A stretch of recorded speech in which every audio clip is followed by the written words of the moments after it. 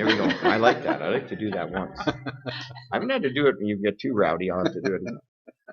Anyways, welcome everybody. And, it's our first meeting in December, right? Everybody happy about that? You bet. And we're going to get started off. We've got a fairly good meeting going forward here today, and lots of it on the agenda. And we have a public meeting at 5. So if we were really rushed through this, we might have a chance for a bit of a break, but otherwise we'll get there on right till 5. So we'll start off. Disclosure any pecuniary interest under the Municipal Conflict of Interest Act. Minutes of the previous meeting.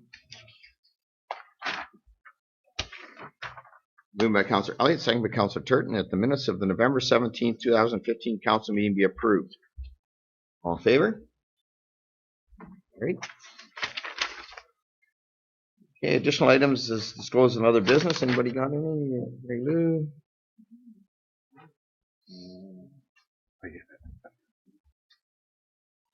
That IPM? Not okay. Not IPM. Nope. Well, IPM. No, Are you doing? voting. Are you You're gonna abstain. Hallelujah. Anyways, let me know if there's anything else. Moved by Councillor Caldwell, second by Councillor Anderson. The Town of Minto Council convenes in the committee of the whole. All in favor? Great. And then again, we have the public meeting at 5. Delegations. We have Belinda Wick-Graham on Communities in Bloom. And that's why we have these beautiful blooming poinsettias up here. Okie dokie. So a couple weeks ago, we received our certificate in the mail. Over there. We received our certificate in the mail for the Circle of Excellence. So with Communities in Bloom, we were national champions in 2009. And in order to be able to say you're national champions and have signs and use that material places, you still have to maintain a membership with Communities in Bloom. And the Circle of Excellence has 2 kind of categories. One is evaluated and one is non-evaluated. So this year and last, we were non-evaluated. We didn't have to be checked in on. So that keeps our membership low. But next year, we will have to be evaluated again. So the membership goes up to about $855, and you have to put together a whole bunch of information and present to judges who come up. It's not competitive, but they do come to make sure that you're keeping up with your stuff. So you're maintaining. Belinda, will the IPM 2016 tie into that? Can we tie that into that? Where we get flowers and whatnot, decorating people's properties. Oh, well, we always do that anyway for IPM. I guess you would always be decorating properties. Our downtown flowers and planters will match the IPM colors. But Communities in Bloom has a number of different criteria, like heritage and trees and energy conservation. There's a lot of things that we're doing that would still make us get good IPM scores. But 16 is doing that as well. Right, you're doing that with trees planting and so we could tell the IPM story as part of the application in 2017, I guess. Yeah, but, actually, because if you remember, that's why the park in Palmerston they won a special award. They won a special award because of the heritage award. So. Yep. So just wanted to let you know we're still in the Circle of Excellence, and next year we'll have to evaluate if we want to go through the evaluation process again to maintain that. So that's all. Great. Thank you. Any questions for? No. Good. Annalene, would you mind terribly if I did move the flowers? I can't see the person sitting there. I can't see them sitting there. No, I'll move them. Put them down aside here. I want them up. Okay. And we also have Dan Wilson from Watson Associates talking about the water and wastewater financial plan. Exciting stuff, Dan. You're up. Good afternoon. Good afternoon. Hi, Dan.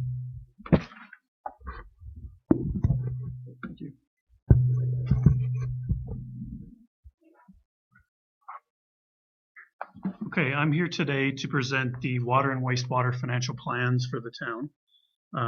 As you know, a number of months ago, we started this process by completing a water and wastewater rate study. This is the final phase of that project where we take that water wastewater rate study and convert it to the required reporting requirements for renewing your water license. You have to do this every 5 years.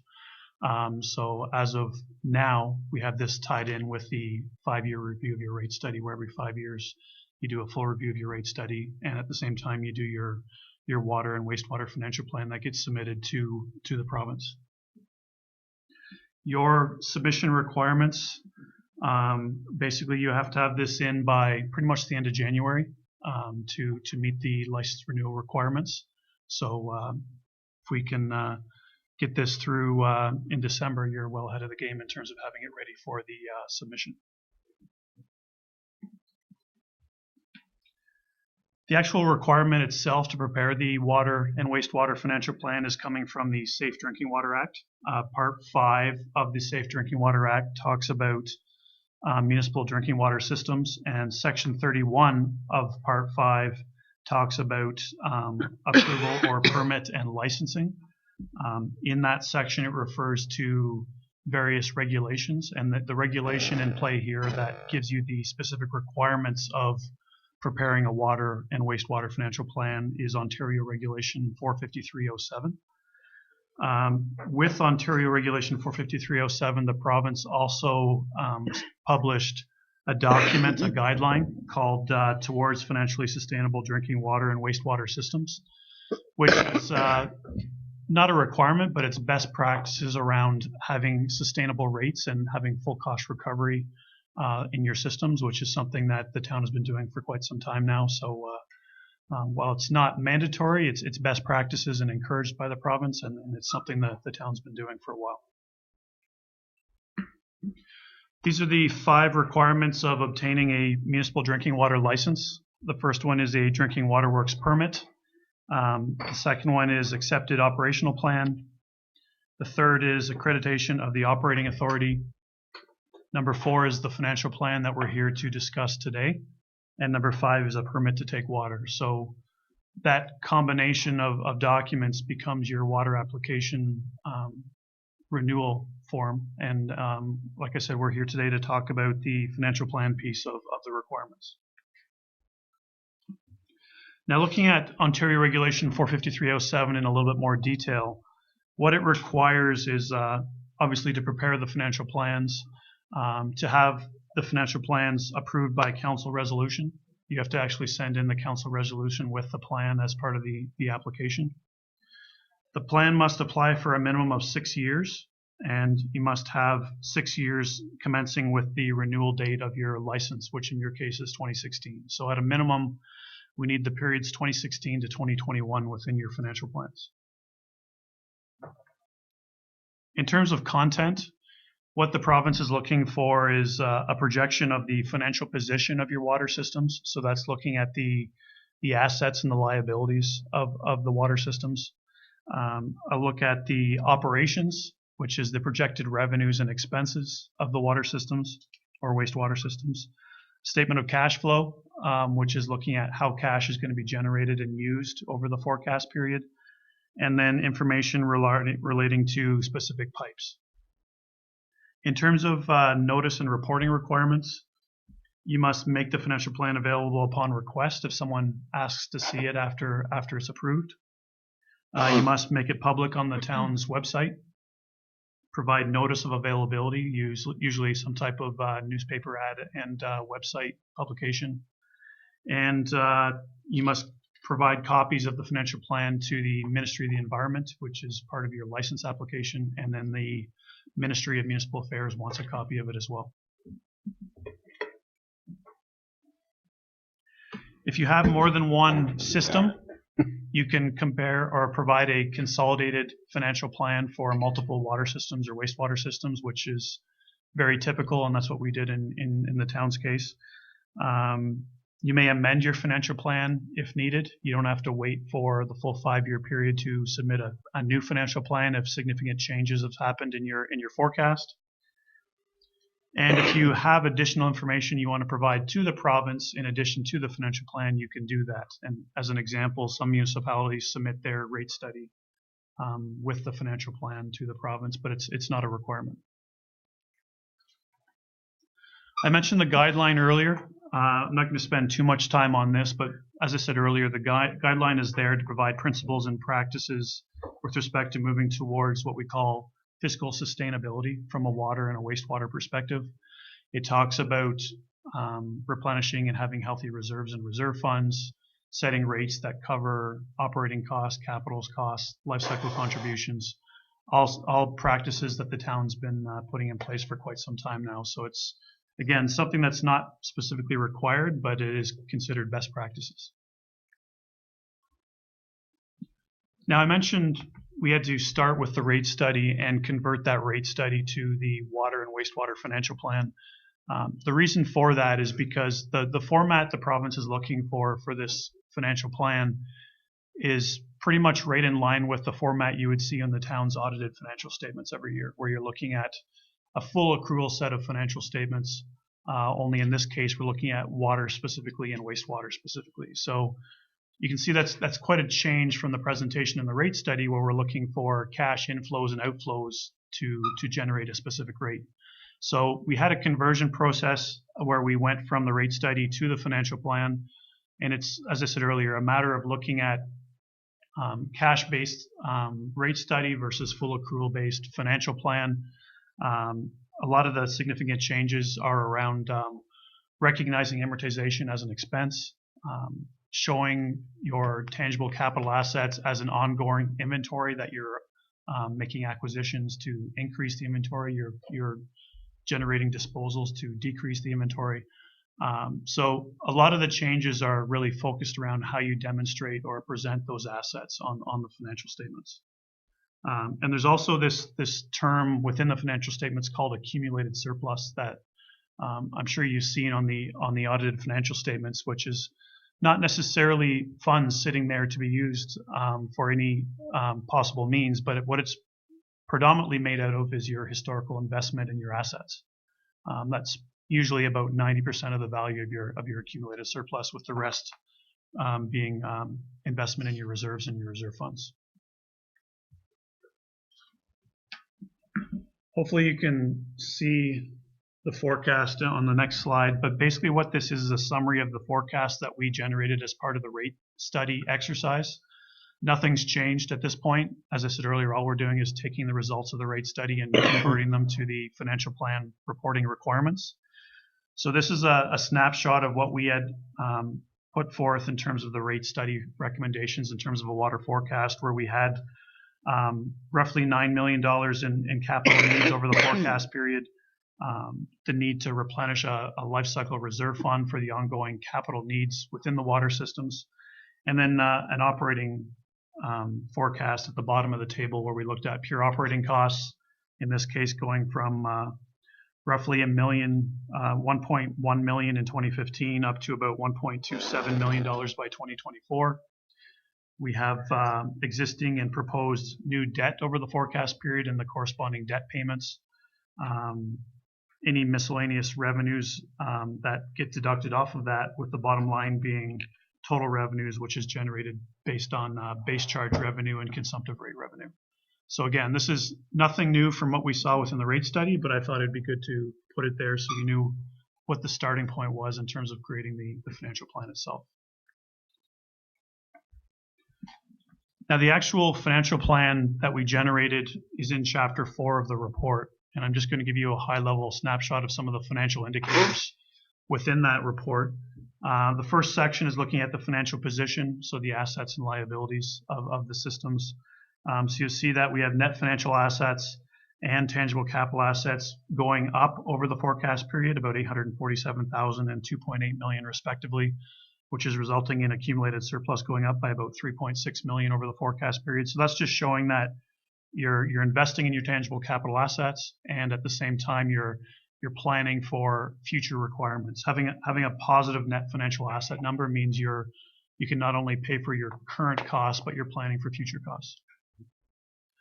Statement of operations is showing your expense to revenue ratio going from 98% to 68%. What that's showing is, at least initially, most of your revenue is going to pay for operating costs. What we're trying to do is get that ratio to go down so that you have more revenue to pay for non-operating costs like transfers to reserves, Debt principal payments are not considered expenses, so that's something that you have to be mindful of as well. Dan, is there a provincial average on that, like through municipalities across Ontario with infrastructure? You said 98%, and you also quoted 68%. What is there an average across the province? Not necessarily an average. The 98% was referring to your ratio in 2015. Sure. And then the 68% is your proposed ratio if you follow the rate study into 2024. So Is that normal? I would say it's very much normal if you're Okay. following the best practices established by the province. Okay. You're getting down into that 60-70% range. Okay, perfect. Thank so you. I would say that's normal. Down in the statement of changes in net financial assets, again showing a accumulation of tangible capital asset additions of about $7.9 million. And then your annual surplus before amortization is about $8.7 million, which is again showing that you're planning for the replacement of your assets. And then we have this ratio that we like to show, which is basically it's annual surplus before amortization to acquisition of your assets. And what that's showing is if you're at a 1-to-1 ratio, which our desired ratio is to be somewhere north of 1-to-1, what that's showing is in any given year, you're funding your current year costs. You're able to fund the assets that are being acquired in that given year, and that would give you an exact 1-to-1 ratio. But being north of 1-to-1 means you're putting some away for the future as well. So you're going from 0.35, which is somewhat low initially, and obviously through the rate study we're trying to build that up, and we're getting you up to 1.11, which is, again, you're able to cover current year operating and capital costs as well as put some into reserves. And then the bottom one is just your cash flow, currently in a negative position, and obviously would be positive following the rate study proposals. Same thing for wastewater. This again is the forecast generated through the rate study process, showing capital of about $16.6 million over the forecast period. Quite a bit of that is growth related. Over $3 million of that is growth related capital. We have the life cycle reserve fund there to pay for current and future capital needs. And then again, your operating at the bottom are showing pure operating costs, debt costs, and the anticipated revenue to be generated through rates. So again, no change from what we saw in the rate study a few months ago. Just through you, Mayor Bridge, and it's probably just because I'm not thinking clearly. The total capital financing, if you go to 2020, why the huge variance between 2020 and the subsequent years in between? In terms of the capital within 2020? Yes. It'll be a growth-related project for sure. It's Clifford. And we talked about going out. Oh, yeah, that's right. That's right. Okay. Yes, right. It's growth-related work in Clifford. Clifford. Yep. Yep. That's right. I remember now.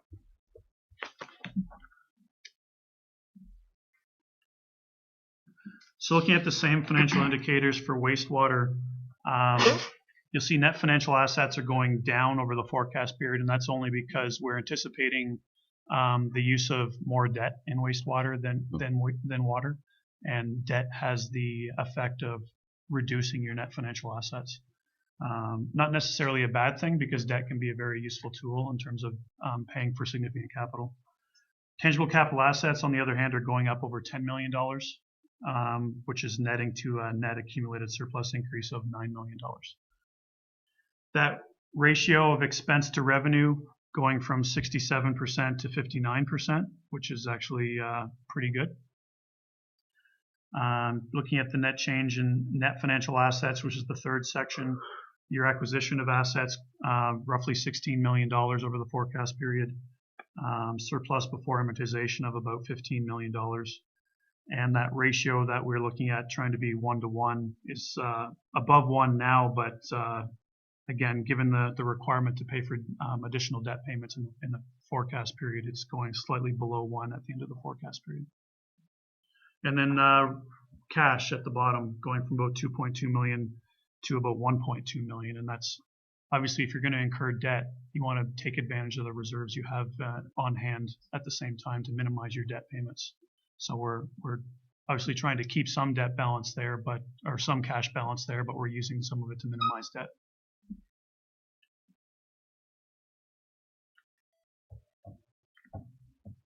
In terms of recommendations, I referred to most of them earlier, but what we're looking for is council to approve the financial plan report, advertise notice and availability, and post the plan on the town's website. Submit the council resolution and the final report to the Ministry of Municipal Affairs, and I can provide the contact information to staff for that communication. And then submit the council resolution and the final report to the Ministry of Environment as part of your license renewal application. That is, like I said earlier, due closer to the end of January. That concludes my presentation. I'd be happy to take any other questions. Questions for Dan? Good, Dan, and then we'll get her in early and, oh, I'm sorry, do you have a question? Sorry, Mayor Bridge, on your agenda, page 86 of 170 is a report from the treasurer. I don't know whether you wanted to. Want to do that right now? At the And same time, yeah. then, No, you would be in finance committee at that point, Oh, but right, so the chair. chair is okay with Well, you all right? Let me just take this one. Okay. it. The treasurer's report is followed by the full Yeah. report. So council had your presentation and the full report digitally this time. Digitally. Yeah. Okay, so you know Okay, where you want to thank you. find that? Just go down your thing there and look for the Staff treasurer. reports, Staff report to treasurer. treasurer. Page 83. It doesn't go by pages on our e-scribe. Tabs 6. Approval of accounts, no. Treasurer and compliance. That's it. There you go. That's it. That's it. Patience, patience. Got it. Report and the Yeah. plan. Yeah, we're got it good. right there. Yep, we're good. Go, Gord. Okay. So this report is from myself and compliance coordinator Bueller here. There's as Dan mentioned, there's a lot of things to go through before you can get your water license renewed, and we're here today for the financial plan. So just a bit of background. We're well in advance. We did their first financial plan in January of 2012, and it seems like we just passed that, and we have to renew this one. The lead times are quite lengthy, 6 months before your license expires. So we're doing it 7 months, and that's good. So basically, it's for council to approve, and again, you've got your responsibilities as owners of the water system. So just so you're aware of everything, and it all ties in with the operational things at the MOE. And I guess what's unique about these documents is they go to 2 different ministries too. So as you know, water is very highly regulated, but it's a worthy goal. So Any questions for Gord on this? No. No. Okay. Do we need a motion to accept that? No. Yes. A motion to accept. Councillor Turton, Councillor Caldwell, all in favor? great, thank you. Good. Thanks, guys. Okay. Daryl. Last one for Daryl. Hmm? Last one of those for Daryl. Well, that's your last one, Daryl. You want to do that again? Might be one more. There you are, Bill. I knew you wouldn't. Yeah. Maybe one more. All right. Moving back here. Where are we? Correspondence. Where's my correspondence item?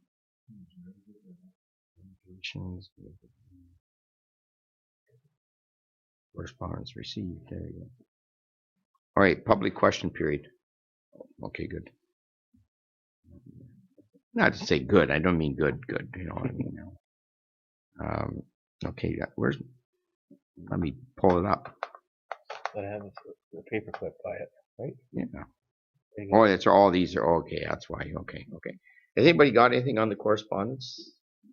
I've actually one I want to talk about was the Saugeen Conservation Authority one. Brian, I guess you're the only one here from.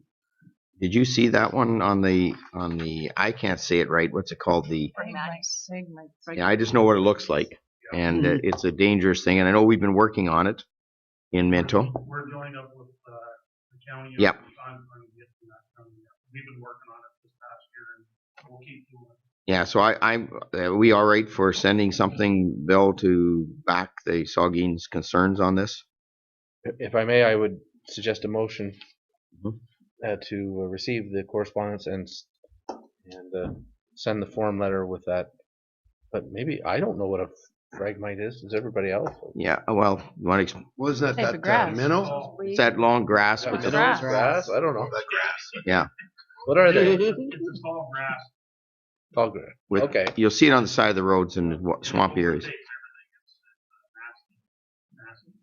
It's very, very prevalent up in, go ahead, Jean. Are we currently using the sort of substance that they're recommending to eliminate it? Because that's what they're concerned about is, What the county is using on it. But, Okay.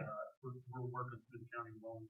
I think they're using, the same stuff they do in Kincardine and whatever, so out in Kincardine Township. that's what the letter's about, is what Yep. sort of substance we're using, because one substance is just as detrimental to the environment as the fragmites are.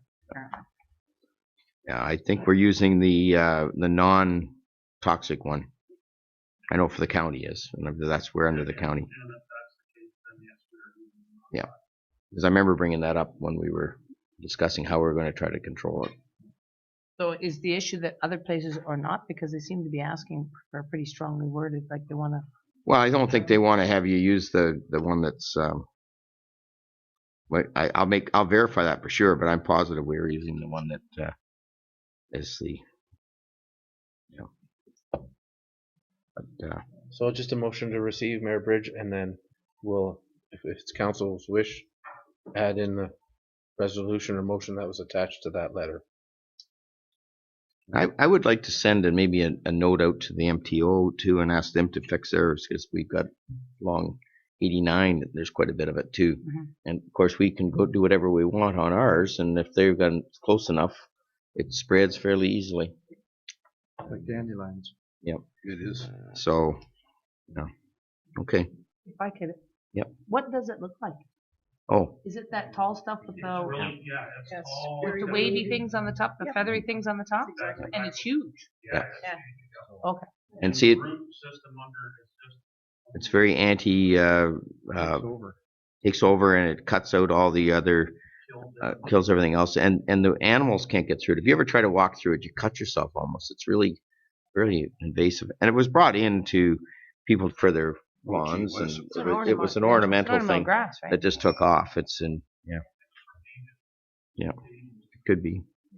And there is a tame one, like.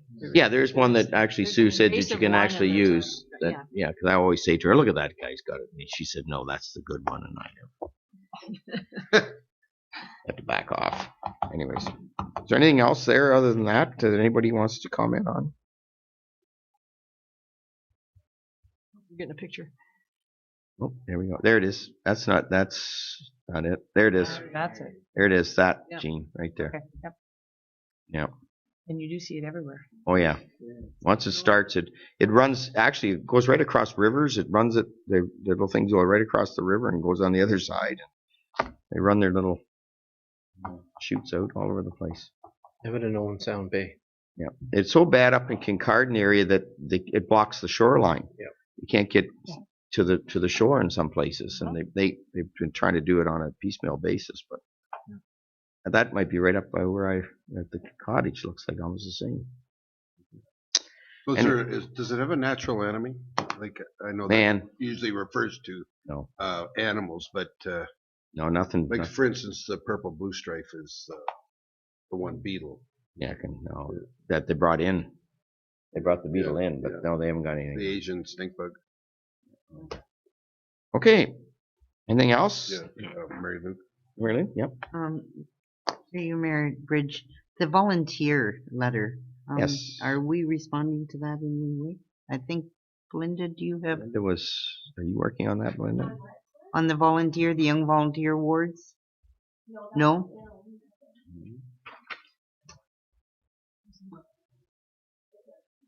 No? I had sent out an email, which Yes, I think you did. I just wanted to know if that, Which one's that under the minute? it's on page 48. Page 48. Yeah, we're in East Cribe. Bernice Cribe. What Sorry. one is it? Oh, that's The Ministry of Citizenship. there it is. I got it. I got it. Yeah. They're asking for nominations for the Young Volunteers and the Volunteer Service Awards. So that one was not one of our, I don't think it was one that was caught up by our policy, but Yeah, I was going to say we have a policy where we will facilitate nominations. If, so we have a community group list that we send the awards out, and hopefully that they want to nominate, they do, or they want us to help out with nominations, we will. Okay, but this one isn't on that Well, list. this isn't on the list, but if council wants us to send it out with that, we can do that. I think we should send it out to our groups and let them see. I mean, it's between 15 and 24. Yeah, That's the a one great leeway. award. So to be, And what is the recognition? Like, what is the, you know, what the award entails? offhand, I don't know. But you know what, we can just send it out to our community groups. That'd be great. The I'd last like to one was make a that motion. June Caldwell Award, and there's a few others we just don't get. Like, I'd like to see, we set the policy up to try and get nominations put in, and we haven't, but we can include that. I'd like to make that Moved by motion Mary that we Lou and do second send by it out Dave. to- We send this out along with our other ones that we've been sending out. Why not? Okay. Anything else? Motion to accept the correspondence. So, Mayor Bridge, All in favor, sorry. All in favor? Yep. And then Jean and Ron Elliott for the accepting all the correspondence. with the letter going to Letter the Saga. going to the two letters, one going to for the Saugeen and one for the award. Okay. All in favor? Okay. Right. I got you to control there.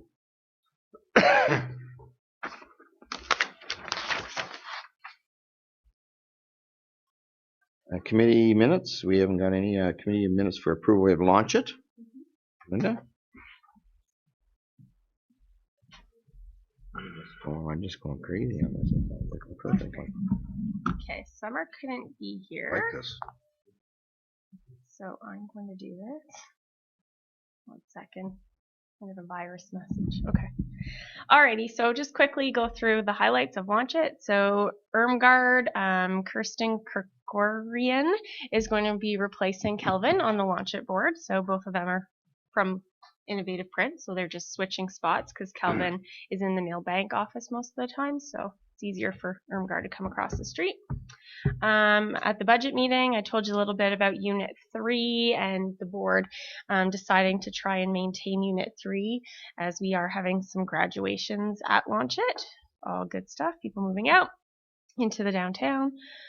And we actually showed the space on Friday to somebody who may be interested, so that's good. A Launch It video has been created. I was going to show it, but I don't know if that's possible. On here it's a 3-minute video, and I don't want to cause a problem. So Oh, I might be able to get it. let's try it. Okay. Excellent video. Let's get on that. yeah, we showed it at our mentor appreciation dinner to showcase some of the BFP clients that we have, and a bit more about the program. It's a good little video that was produced by Awesome Interactive. So it's on the Launch It Minto website. I'll keep going until you get that.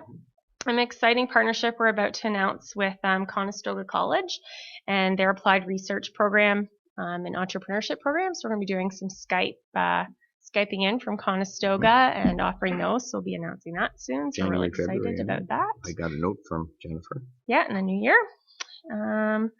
We also talked about the Renew program. So we finally have a property in our Renew program in Palmerston, and we have a business that's been approved pending seeing their business plan. So Mount Forest, they have a new business going into the old 6Y building. So that's going to be the first one, and will likely be the second one. So the program's starting to gain traction. And that's it. So you can, if you want to click on that. Yep. I don't know what I got for volume. We'll see what happens. Okay.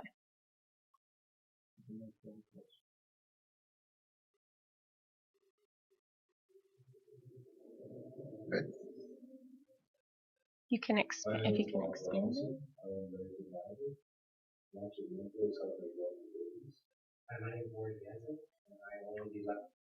No, Bill, you had it. No, Come it on. happened. Oh, You had me oh, all. hang on. This is so much better.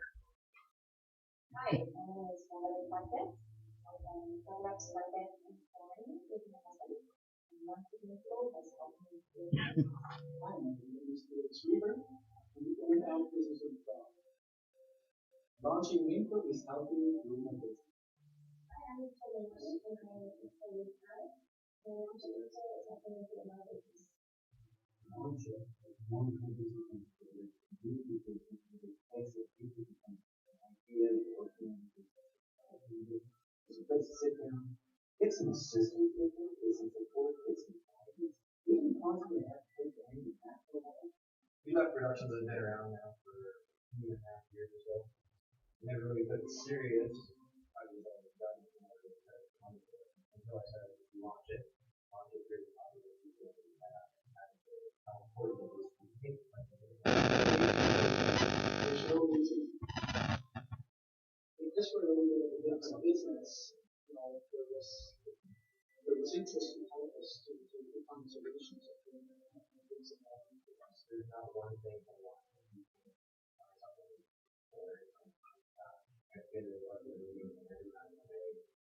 Three or four new ideas to think about business mind. Mental health too is to have someone to talk with if you're having problems and help guide you through it and keep you on track and maybe as well.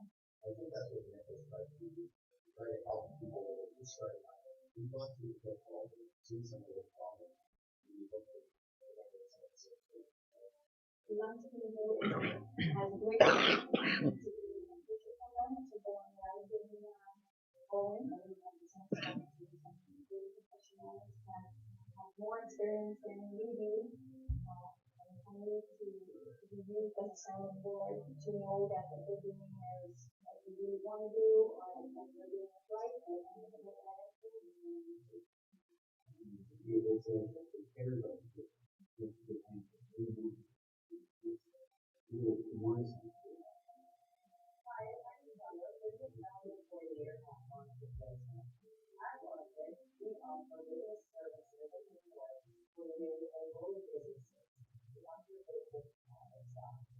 we offer this training, coaching, and mentorship. We also have affordable office space for them to help your business get off the kitchen table and start having fun.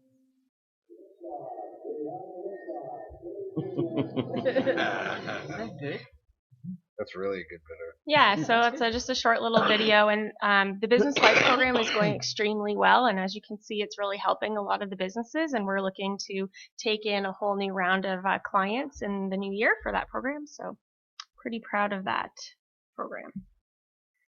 Okie dokie, I'll just switch over to economic development. Any questions for Linda on Launch It?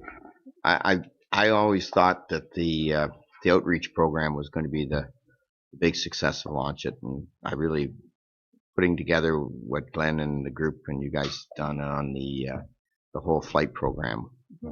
Just is awesome to have 10 people on flight and continue to look for more people. Yeah, and our training programs are going really well. Our lunch and learn sessions have about 15 to 17 people. We're doing leadership training right now on that. We've brought in like amazing speakers who would normally cost a lot more money than what we're paying them, and yeah, it's like the people can't say enough good things about it. So it's just getting the word out there that this is available in our area. Just go ahead. Yeah, I just had a question proposed to me recently, and it was, could you go to those sessions if you haven't thought of a business you want to start yet? Yes. Oh, yeah. Okay. Yeah, absolutely. Yeah, you just pay a fee and. Yeah. Even if you have an idea, Harold's our business advisor, and he comes up once a month. And like last week, he met with 4 people. He had a booked full afternoon meeting with clients, and some of them just have an idea, and he helps them work through their idea and do some market research. Cool. And Harold's a great resource from the Guelph Wellington Enterprise Center, one of our partners. Okie doke. So economic development highlights. We're still working on getting our industrial park signed, so we're waiting to hear back from the property owner across the street, Mr. Jennings, if he's interested in us putting a sign on his property. If he's not, then that kind of ends the looking for a signage location. If he is, we have a whole process to get through, including site plans and applications to Perth County and North Perth. So still working on that. I believe the fiber is finally installed in the industrial park in Palmerston. So that's exciting news. I already told you about the certified site process. We have until December 22nd to complete that. Hopefully that can happen. It's not far away. Growth options. We obviously, everyone knows Palmerston Industrial Park is a booming place to be right now, and we've been talking about what happens in the future, long-term plan, and different options for that. Also looking at in Harriston, we're having problems. We have people coming to us and then not having usable spaces for them to go in. We were approached by people saying if we moved some of our service businesses out into housing, just on the outsides of the downtown, it would open up retail space. So apparently this exists in Palmerston, and there's lots of mixed-use zoning there, but it does not exist in Harriston and Clifford. So Mark Van Patter from the county is going to take a look at that and bring a report back to our committee. So I'm going to look at. We've wrapped up all of our Christmas events with Light Up the Town, Ladies Night, and the Palmerston Merchants Open House. All were very well attended, great reviews from the businesses, which is great to see. Keep shopping. Think Minto first. So that's all good stuff. Obviously, the tax sale happened in Palmerston, so our downtown group in Palmerston is really keen on seeing something done with that property. Bill and Gord are coming to our meeting tomorrow night to chat about that project, as well as the Minto Economic Development Corporation and how it could play a role potentially in developing further downtown properties. Our BRE surveys, Summer and I have completed 46 surveys, and we're waiting for 3 to come back that the people couldn't meet with us. So we will have been about 49 surveys completed, and we'll be inputting data this week. We were at Gemstone's grand opening today. Thanks for all those that have come out. And if you missed it, you'll have to get there. It is absolutely beautiful. The food is great. I can't say enough. So support that new business. It's awesome. And then the next chamber meeting is going to be the Christmas social next Monday night, 6 o'clock at Harry Stone's, and bring a donation to the food bank. And, our job portal is actually having a lot of uptake. There's a lot of people posting jobs, a lot of jobs available out there. Oh, there you go. There's a nice picture. There we are today. Yeah. We actually had a business email Summer saying they were having problems hiring people. So Summer said, contact Belinda, and I did. She contacted me, put her on the job portal, and the next day she messaged us and said, we've been flooded with responses. We've had 25 applications. Thanks a lot. You can take it down now. We're doing interviews. So that's awesome. We're sharing when people post. So Spear Seeds had a posting, or Lake Ridge had a posting. So we shared that. Next thing, Spear Seeds posted theirs, and we're sharing it and letting them know that we're doing that. I think the employers are really liking that. And as we're doing our BRNEs, every time, like pretty much every survey we've done, attracting workforce has been an issue, and we're making sure they're aware of the job portal. So I think that's a good idea. And then we're really excited at our next meeting to be at the Harriston Post Office, the old Post. If you haven't been on Facebook or watching the website, they've branded it as the old Post. They've kicked off a fundraising campaign today. So lots of exciting things are happening there, and we're having our meeting there. For anyone on the Economic Development Committee, we will be having our meeting and our tour there on December 10th. As well as looking at a whole bunch of community improvement grant applications that are coming in. So really excited to see all the action that's happening in the downtown, and we will have no shortage of demand for our CIP program. So lots of exciting stuff. Questions? Thank you, Mayor Bridge. I noticed yesterday as it came by TG, the number of people that they're looking for, that number is really falling. So they're hiring. They're definitely hiring people. Yeah. That's great. Yeah, and they're still looking, and even they're hiring for the new Lexus line, but there's always people that leave, so they're always hiring. And they are hiring direct through Northern Lights. It is direct, it's not temp positions. So yeah, so that's happening. Anything else? Great. Thanks, Belinda. Motion to accept the report. Councillor Deputy Mayor Faulkner, Councillor Elliott, all in favor? Good. Good to see the action happening. Speaking of action, our next report up is, what a good segue, Chief Building Official, monthly building stats. Thank you.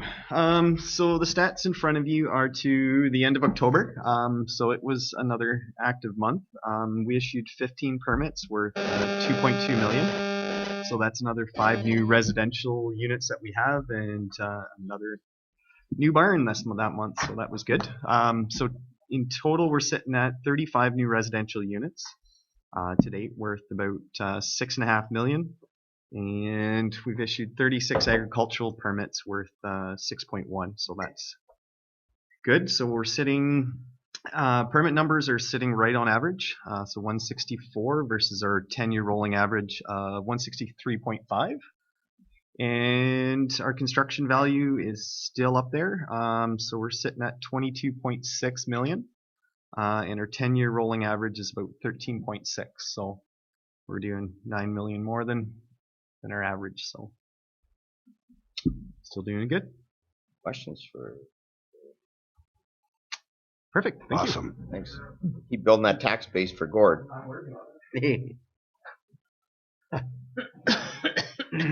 And we have next up, we have the fire chief, and he's going to. A motion to. I'll make the motion to accept. Oh, I'm sorry, accepted me, and second by. All in favor. Turn all in favor. I should have a little something to remind me to do that, like on here. Oh, well, you're not doing a very good job. Oh, I missed out that one. On that.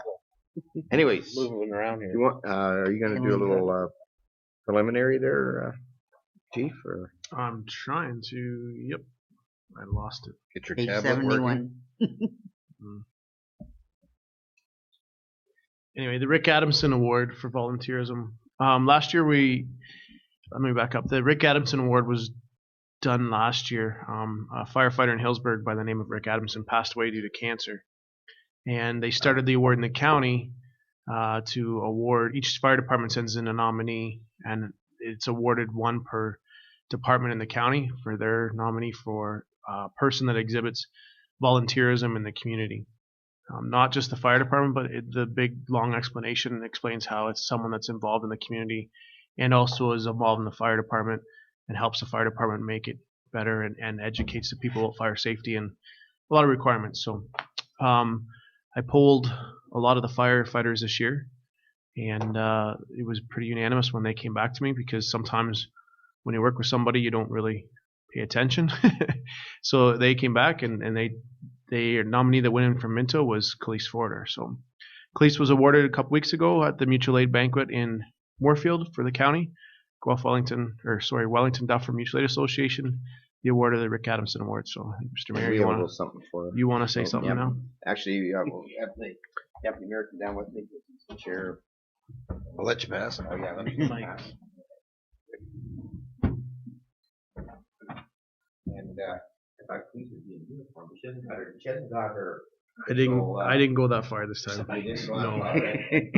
She's getting a what they call it, a regular uniform, but she's getting a dress uniform next year. So we'll see her in her dress uniform next time. Police. I see the picture of you. Very sharp in that. Well, thank you, Chief, and please, on behalf of the Minto Council, it's a pleasure to congratulate you as the recipient of the Rick Adamson Award for volunteerism. And we know how much you do volunteerism out there and all the great things that you've done and things you've started. So, congratulations.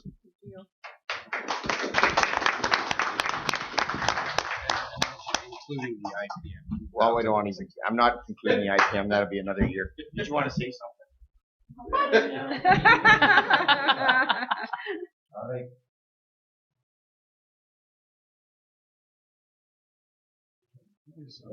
These things. He must be able to go right through those. I'm just My photography skills are pushing the button.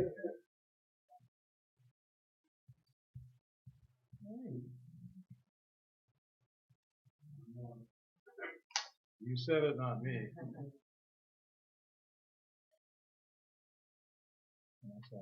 Actually, I'm going to take one.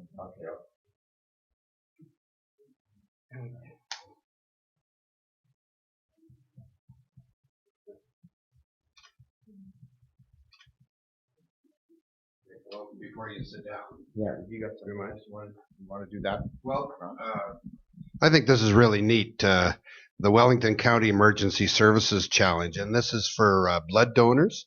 And whether he likes it or not, I'm going to ask the chief to come up and. Come on. And this is please, on behalf of council, please accept this as award, a team award, and it's for Minto Fire Department, and this is for fire departments all in Wellington County. So no, just not fire departments, emergency services. So I think that's pretty special when you can fire department can beat the OPP. See, I can say that because I'm a retired OPP. I am not saying proud of our Congratulations. That's our people that Please pass on our donate all the blood. Yeah, you probably organized it. Yeah, there's some sort of Facebook campaign to help. I think the Facebook campaign.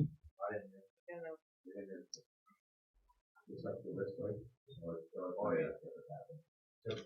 Very good. That's them all out.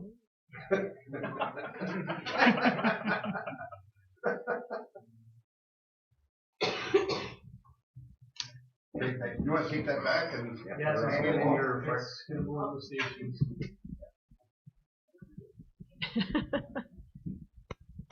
I still think Khalees should have made a speech. Next time. Good luck. Okay, you're still on. Yeah, motion to receive that report. Councilor Anderson, Councilor Dirksen, all in favor? Great, okay.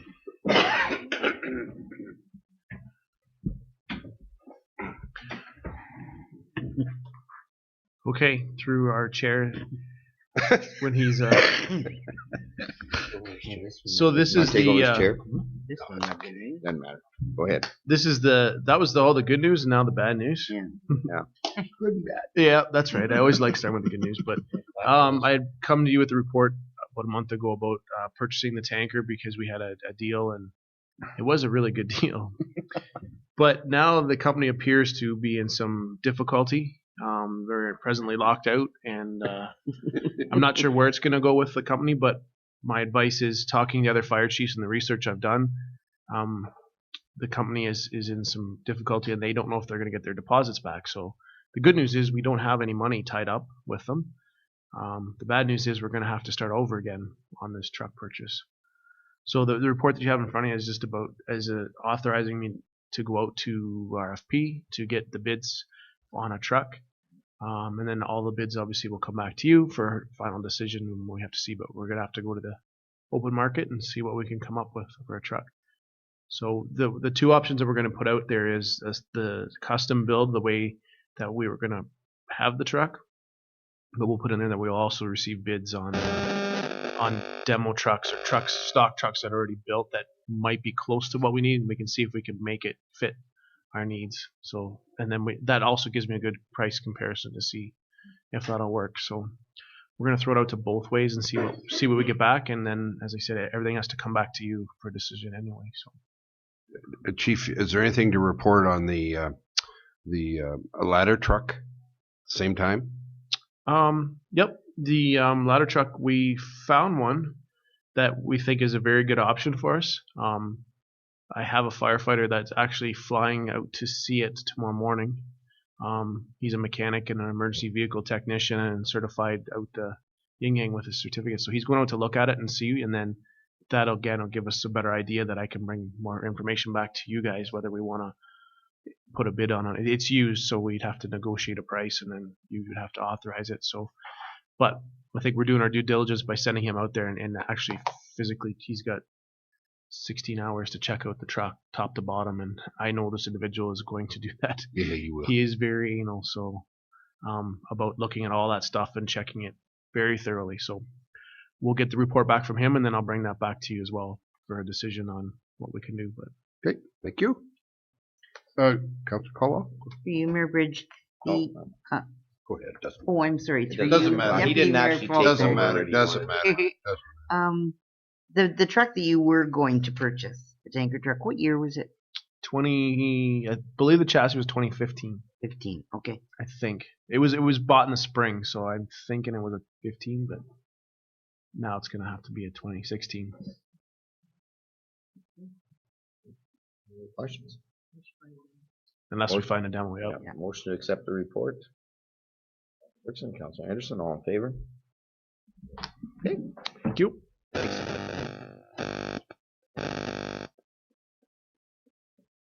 CEO Clerk, this is yours, Bill. Bicycles. Thank you, Mayor Bridge. I think this report's very effective. It's on one page. Yeah. It has to do with bicycles on downtown sidewalks. We've had some concern now that Harrison's being redone with beautiful smooth sidewalks. It may be an opportunity for some cyclists to take liberties with the speed that they use them. We've had some near misses. One of the councillors, Dirkson's, brought it to my attention and asked that we look into the issue. When people are nearly hit by a bike, that could well be a traffic act violation. The challenge in a case like that is stopping the person, getting them to identify themselves, and so forth. In the case of our bylaws, it's not illegal to drive on a sidewalk, according to our research. So if you wish to do that, we thought we better have a look into it further and speak to our downtown committees to see if we can or should prohibit sidewalks or bicycles on sidewalks in the downtown, and what the support was for that. That's our recommendation. Councillor, Deputy Mayor Walker. Yeah, and while we're doing that, could we add part of the recommendation is to develop an education strategy? Having been in law enforcement in this town, that's a found committing offense, and unless the police officer happens to be right there, there's nothing you can do. So the best cure is an education strategy to get people to go off, ride their bicycles off the sidewalk. And let me tell you, the citizens, if it's done correctly, the citizens will police it themselves. Even though it's nice to have that law there just in case, but it's almost impossible to enforce it.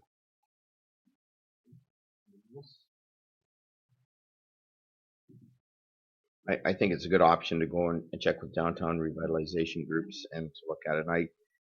It was one of those ones that I thought the report did point out right away. I thought, well, why would you ride on the sidewalk? And then, but younger children, maybe I can see that, but then how do you do that? And I had a good idea about the education, because I remember, I seem to recall back when I was a kid, we had police officers come in and talk to us about certain rules and regulations, about how we conduct ourselves. But yeah, so if we can do that, I think there's a good recommendation to go back and get some more information and then come up with a solution. The problem with snow and removal and everything going in, we're probably not going to have bikes till spring again. But and again, putting something on the sidewalks, you wouldn't see it in the winter anyways. But I think we have to have a look at it and get it done before the spring hits. So should have enough time to do it. Councillor Anderson. Some concerns when I was reading through this, the confusion that you have if you have certain areas where you can and certain areas where you can't. And I'm sure it must make it almost impossible to enforce, as you say, and you can see the point of small children. You don't want them riding on the street. It's busy and people are pulling out and parking and there's issues there. But whether it's just a sort of public awareness you guys thing on the BMX bikes and stuff that like to do things. Yeah. In actual fact, I believe the major offenders are far from being kids. Right. The age probably is late teens, early and 20s, and even into the 30s. So I think that's an education thing. Somebody moved to the recognition. Deputy Mayor Faulkner, Councillor Turton, all in favor. Something back to everybody. Okay, connecting link program application. Thank you, Mayor Bridge. This is a much longer report. I don't know if you want our treasurer and you should be up here. Public Works Director to come forward. This case you got it's a joint effort, so when there's 3 people writing a report, it takes a lot longer. But you recall that we mentioned the province had announced the connecting link funding. Applications opened, I think, November 19th. So we're able to submit now. It is fully a merit-based program. So even though we commented in the summer that we thought it should be a combined amount, for the foreseeable future, it looks like it's going to be merit-based. It's $15 million in 2016, spread over 77 municipalities. A maximum limit of $3 million per project, up to 90% of the total project may be eligible, but we're only talking about roads, storm sewer, bridges, curbs, that kind of thing. We're not talking about sewer and water underneath that. So we went about having a discussion on what projects we can look at, and that map there, if you're looking, that shows the projects in Harrison. The red is the one we'll be doing in the spring. William to Adelaide in the blue in there is what was done under the 2013, out almost to Tim Hortons. And then we had phase 3, which was designed in detail. It goes from Adelaide Street out to essentially the edge of the urban area of Harrison. That one is certainly an eligible project you might want to submit. We also identified in our 5-year capital plan Arthur Street from Flora North, I guess, or out Highway 89 to the town limits as needing a work in the next 5 years as well. And then in Clifford, more or less the entire roadway from Park all the way to West Heritage. It says 1.7 million in there. When you add in sewer and water, it's slightly over 4 million, we believe, for all those projects. So those are the options that you have.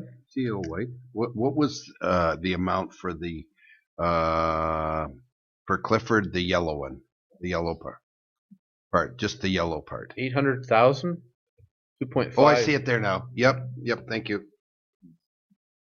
That would pre-service certain lots out in that Correct. location. And in the past, that's always kind of been contingent upon those landowners contributing to that work.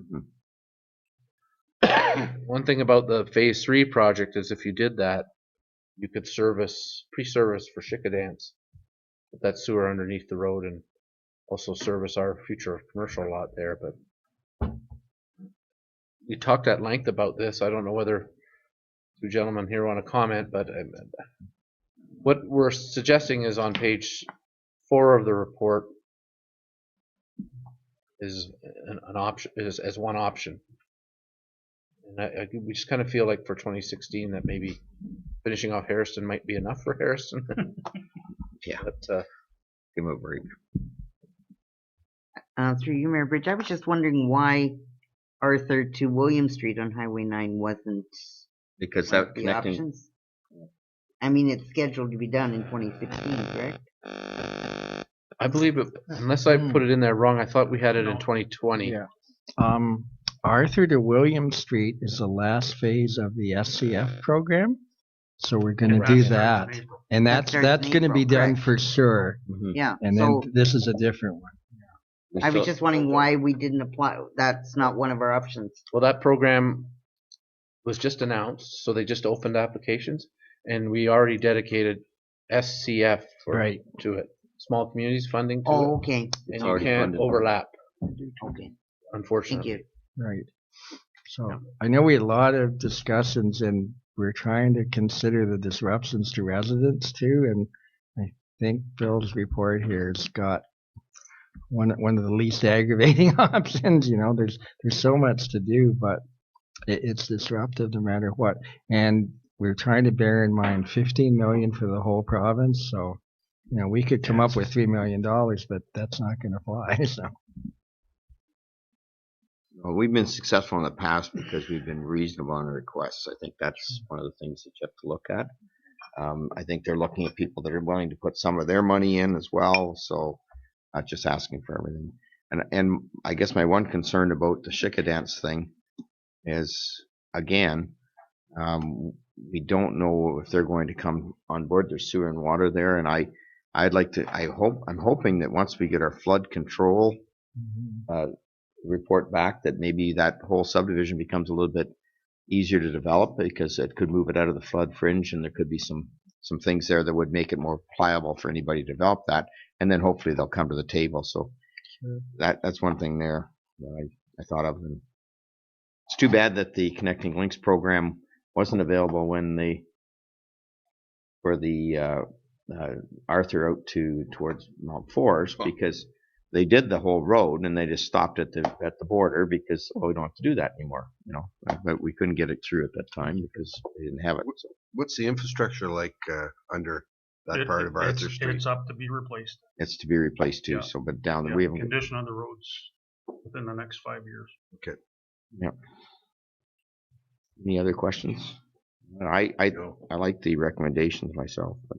Well, so the option we've shown is 2016 submit for the design. That could be a few $100,000s on its own. If you're designing from one end to the other at Clifford, you're including sewer and water and streetscape, and then you have something to go to the landowners with. You can do something like we did in Harrison, have public meetings on the work and schedule it. Remember, we have homecoming in 2017. Right. They probably wouldn't be happy to have the whole street dug up that year. Where the parade would have to go down. So if you're generally agreeable to that time frame shown there, all the connecting links except for Arthur south of Elora have infrastructure needs in the next 5 years.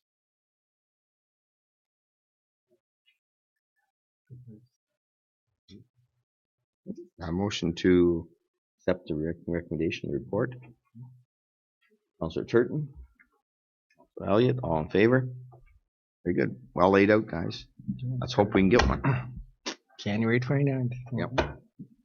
Okay, and I guess, are you here for accounts now? I may as well. You might as well stay here. I usually like you to go all the way back to your And then station. come back, all the way back, because it gives you more steps.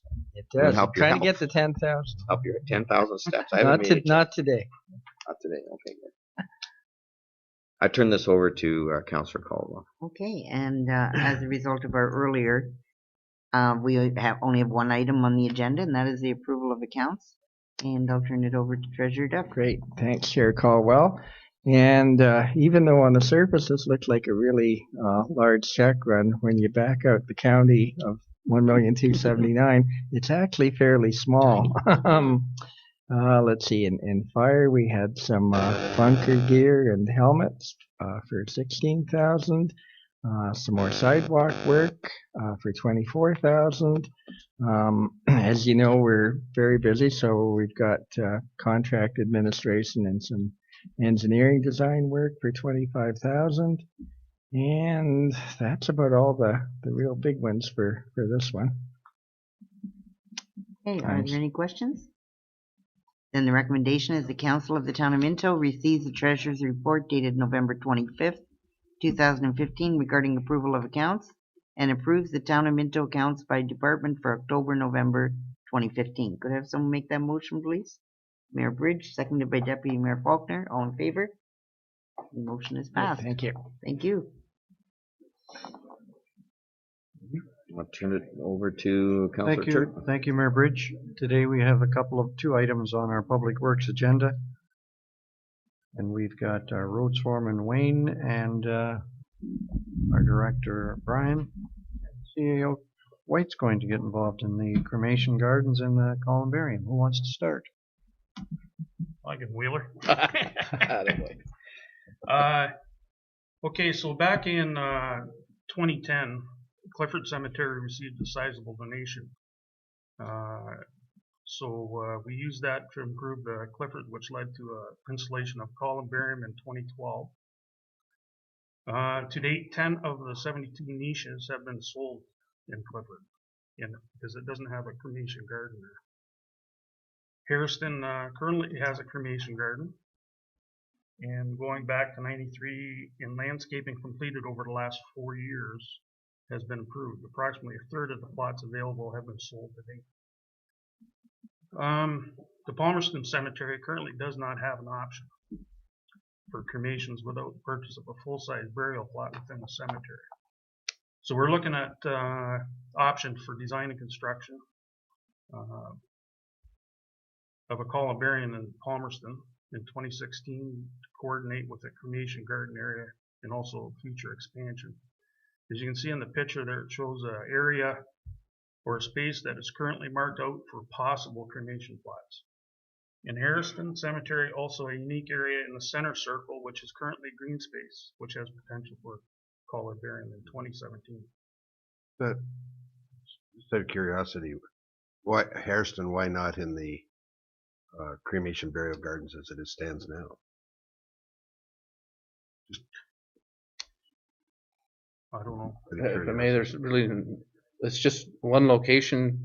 This one here, if you look at the design of it, we thought in the center could be a nice walking situation into the middle, but in the RFP, it's for design. So if you wanted to look at other locations, Okay. we're certainly there's not gonna married be to this. options, but- Yep. Okay. That's So staff proposes to invite companies to circulate a request for RFP for landscape and design to supply and install a columbarium in both Harrison and Palmerston in the next 2 years. So staff still needs to report back to council on options in Clifford to verify plot availability with the location of interments resulting from the GPR survey that was done last year. So is there any questions? Questions? Go ahead. another one that, as you know, that's my, You raised this. yeah, that's right. That's my the report's favorite there. project right now. But the, did you get over to see that one at Listowel? Mike did. Yeah. That's a pretty nice didn't like looking. it. Oh, you didn't like it, No, eh? I'm just kidding. Where's Mike? Trying to shoot a deer. Yeah, the question is, I just wondered how that came out financially, the cost of that one versus the one that I gave you from the AMO conference from Thunder Bay. And Mike's still comparing them to. Okay. Other questions? Hearing none, then the recommendation is that the council receives the road foreman and the CEO clerk's report dated July 13th, 2015 regarding cremation gardens and columbariums, and direct staff to proceed to the request for proposal stage for landscape design and to supply and install a columbarium in both Harrison and Palmerston with an option to design a cremation garden for Clifford subject to budget approval, and that the $20,000 in capital budget be carried over to 2016 cemetery capital. And I have a mover and a seconder, Councillor Anderson and Councillor Elliott. All in favor of that motion? Against? That's carried. Thank you. Second item on the agenda today is to do with the request for proposal for a supervisory control and data acquisition. And Brian, do you want to talk about that? Wayne? Yeah, I could go with that one. On our SCADA system, it's been outdated for some time now, and over the last several months, the Public Works Department, Director of Finance, and our town's IT representative, and with help from an engineer, we put together a very technical RFP proposal that was sent out and was to be closed on November 12th of 2015 at 1 p.m. From that, we had interested parties of 7, and then from that, we only got 2 proposals back, which we have outlined there with Aramosa Engineering Incorporated and Holding Controls Limited, and below that, we have the pricing and that for it. After receiving that hearing, we did have another interview with both parties to go over their proposals there. We had quite a price difference there. So after hearing from Aramosa and Holding Controls, staff supports the proposal from Aramosa Engineering Incorporated. Questions? Go ahead, Councillor Caldwell. You, Councillor Turton. You mentioned that the Holland one includes 16 years of annual costs. 10 years. The budget difference is enough to cover over 16 years of annual Yeah, costs. that's So- the No, oversight. the Holland proposal is 65,000 more than Aramosa. Right. So And- if you took Aramosa, And did they give any indication why there was such a large difference? No? we had Okay. to break down the cost, and basically what they're doing is taking everything that we have now, even though it's older, they're taking it out and replacing the whole thing.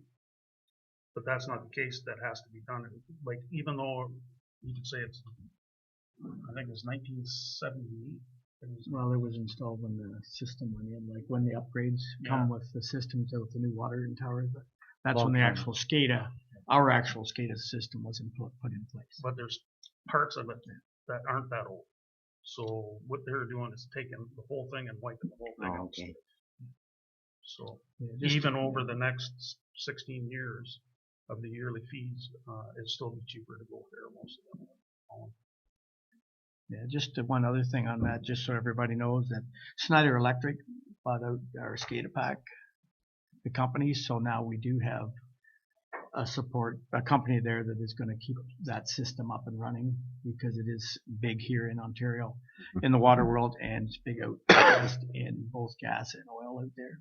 So just so that you'll have that we know that we have researched, and there is another company out there that's involved in this. That's going to Deputy Mayor Faulkner.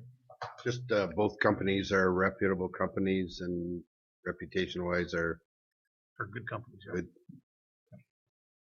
We're fortunate to have an electrician that's up to date on it, and we're reassured that this stuff is state of the art. And these guys are fairly local, and they're going to be easy to get a hold of when we have to. So That's important. that's a good thing. So, other questions? So the recommendation is the council receives this report from the Public Works Director and our water foreman dated November 25th, 2015 regarding the RFP number 2015-17 Town of Minto Water Wastewater SCADA upgrade and approves the hiring of Hermosa Engineering Inc. at the initial cost of $77,916.20 plus HST and a yearly recurring cost of $2,920. Can I have Councilor Caldwell, Councilor Dirksen, all in favor of the motion? Against? That's carried. Thank you very much, gentlemen. Let's get back to our mayor. Thank you. And we're at other business as disclosed. Mary Lou, you had? Well, Belinda already mentioned it, but I guess Okay. it's worth mentioning again.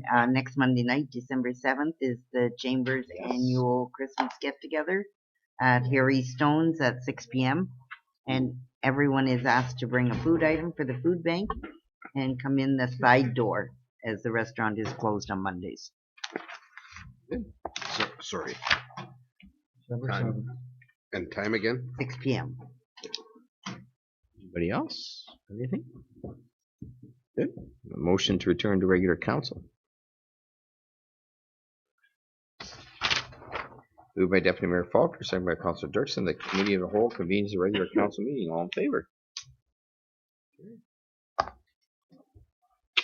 Okay. Moved by Councilor Turton, second by Councilor Elliott. The Council of the Town of Minto ratifies the motions made in the committee of the whole. All in favor?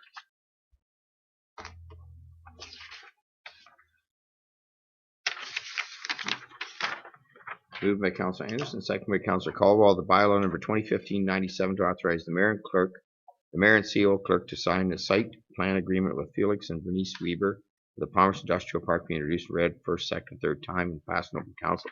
Seal the corporation. All in favor?